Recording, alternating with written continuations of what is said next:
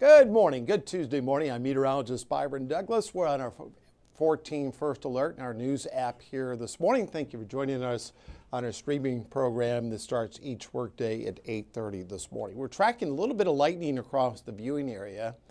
I want to highlight our top threat today is a flooding threat. Keep in mind, Henderson, some areas in eastern stretches of Henderson County had over 2 inches of rain last night. First responders had to go out and make some rescues. There was a lot of water over the roadways on Green Street, some areas there in Henderson County. It's in play today. I think it would be a lesser threat as we go into Wednesday, but it does remain today. We do have that flooding threat as we go through the morning and then into the afternoon as well. So we could even see some flood warnings.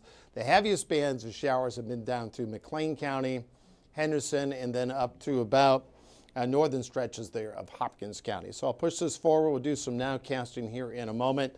There's a look at that flooding threat. Now it's an isolated flash flooding threat, but it only takes one storm because they're not moving very quickly during this time of the year. As we go through our Tuesday, the threats for severe storms generally will be up to our north and west. We do have a level 3 threat, kind of a bullseye back through about Norfolk to about North Platte, Nebraska.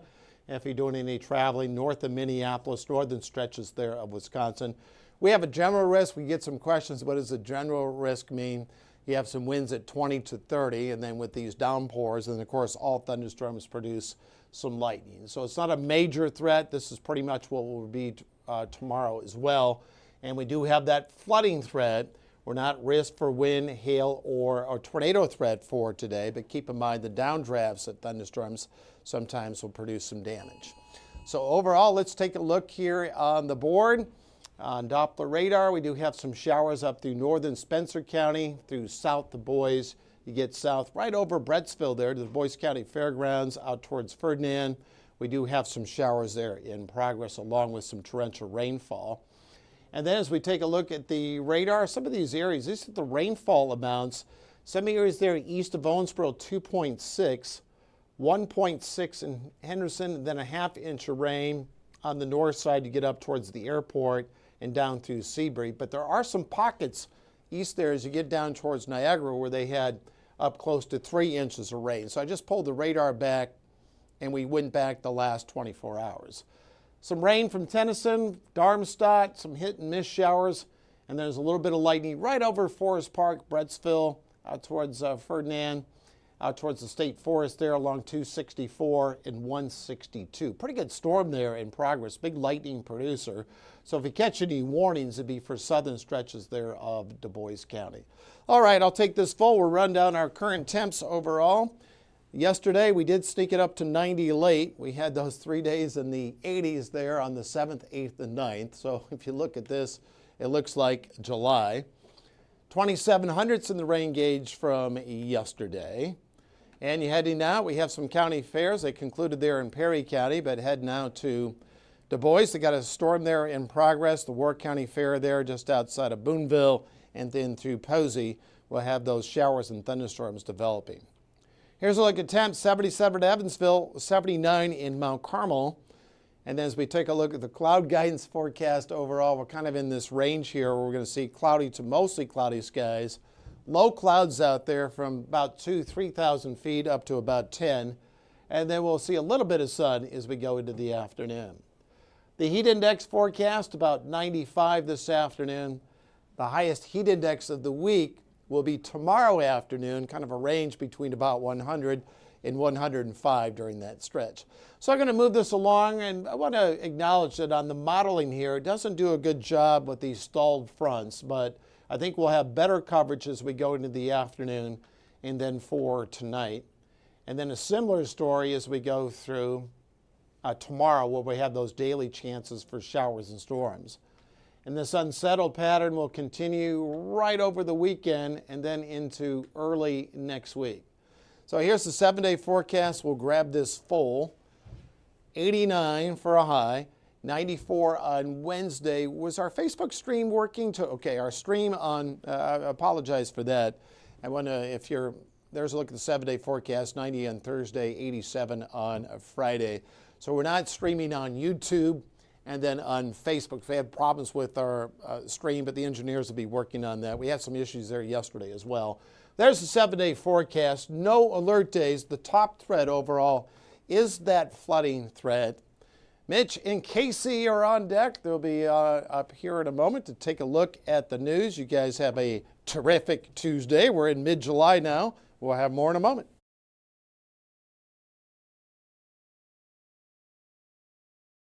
Throughout the day by watching the 14 First Alert streaming shows. At 8:30 a.m., get your First Alert forecast to plan the day ahead and catch up on the news that happened overnight with the 14 News Sunrise team. In the afternoon, get the latest headlines, forecasts, and a preview of the stories we're working on with the 14 First Alert streaming show at 2:30. And get an in-depth look at the 14 First Alert forecast so you're ready for the next big thing with the 14 First Alert weather show at 9 p.m. Watch the 14 First Alert streaming show that fits your schedule and works best for you. Streaming on your phone by downloading the 14 News app and the 14 First Alert weather app. On your smart TV by using the 14 News streaming app. And stream anytime on Facebook, YouTube, or on 14news.com. Stay connected and stay informed by watching the 14 First Alert streaming shows on your favorite streaming devices.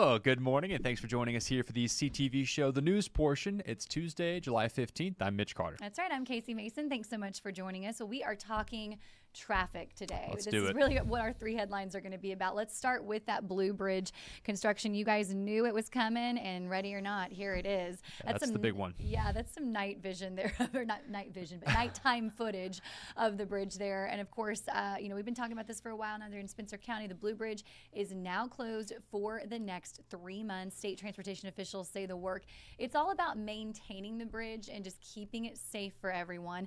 They did say that it's actually been nearly 15 years since the bridge has seen a major closure for restoration, and the official detour for the project is the William H. Natcher Bridge. But just a heads up, that river crossing is also under construction there. So officials are just recommending that those taking the detour route plan more time for their commute. Always, it's good advice anytime. Yes. Always give yourself more time. Good news, though, for the drivers there on the west side of Evansville here. Of course, transportation officials say the Lloyd Expressway there, you've got the ramps there to University Parkway by USI. They have now reopened after several weeks of work. You might remember there the ramps closed in early June for pavement replacement, and many other projects, of course, still ongoing there on the west side. So a small victory there for those drivers in that area there, kind of between, here in Illinois, taking that road to USI. We do have a full list and a projected timeline for all those projects right now over on 14news.com. That's right. And finally, let's get to our last traffic alert for you here. Got two maps we're going to display over in Gibson County. Another big traffic alert. Highway 41 South is now closed between County Roads 925 South and 990 South. Now, this is all just north of the Hopstadt area there. This closure is expected to last a week, depending on weather, of course. And all of this is actually for a pipe replacement project in the area. Well, that detour has you taking State Road 168 over to I-69. So yeah, that's kind of where all that's taking place right now. Just a heads up. I had a friend driving up in that area. They said, I thought it was just down to one lane, but then they got there and they realized, oh no, it's completely closed. So they had to go through the town of Hopstadt and kind of cut over to get back on 41. So, pick your route and just pack your patience, as we've been saying. No doubt. It's my new favorite phrase. Absolutely. And of course, for those of you joining us here this morning, we appreciate you. I see Laura's watching from Dawson Springs. Thank you. We had a hard time getting the Facebook set up today. Right now, I can't pull up our fonts because we said before here, this is our CTV room, so it's just us in here. So Byron before us, then just us running our own video and graphics, the TV behind us, all of that, our own prompters. So it's kind of one of those things.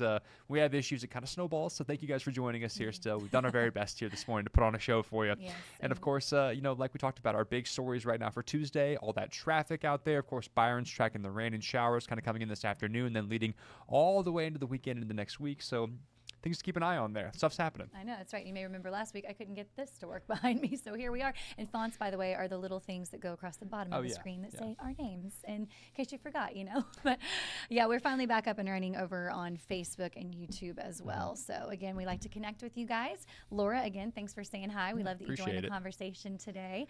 Overall, anything else we need to get to? Those traffic alerts were kind of the big, really things we wanted to let folks know about for today.